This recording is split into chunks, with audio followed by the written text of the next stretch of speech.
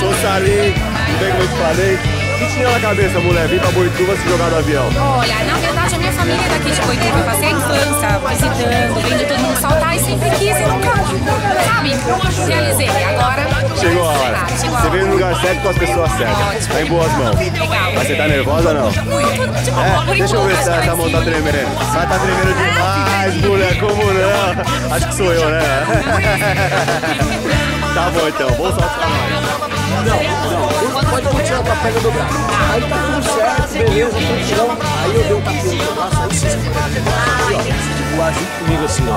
Aí nessa hora o Salim já tá lá na frente e o resto é comigo. É a hora de você brincar com a câmera, mandar beijinho, coraçãozinho, bloqueio pra quem não veio. Aí, bora lá.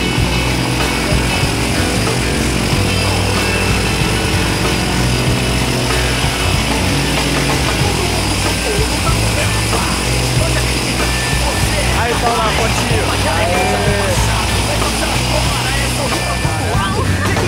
Melhor não olhar agora. Melhor? Você acha que tá muito alto? Eu acho que tá bom, não. Eu sei que a gente vai muito longe. Estamos só na metade do caminho. Agora quanto mais alto, melhor. Bom salto pra nós. É dessa, né?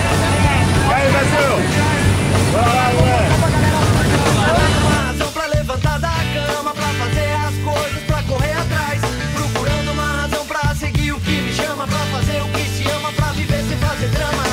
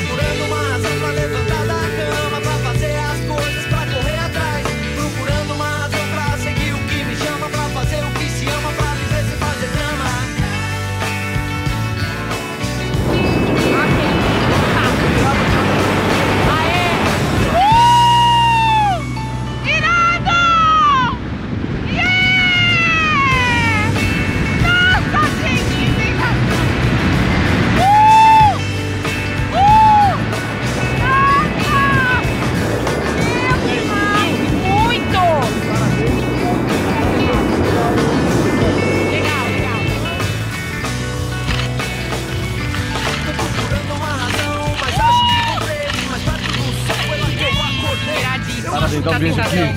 Wilson, foi ótimo, muito bem. E aí, Salim? É isso aí, registrado. Tá registrado. Vem saltar com nós.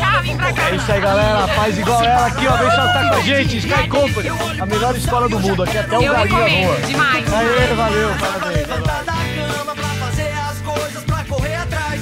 Procurando uma razão pra seguir o que me chama, pra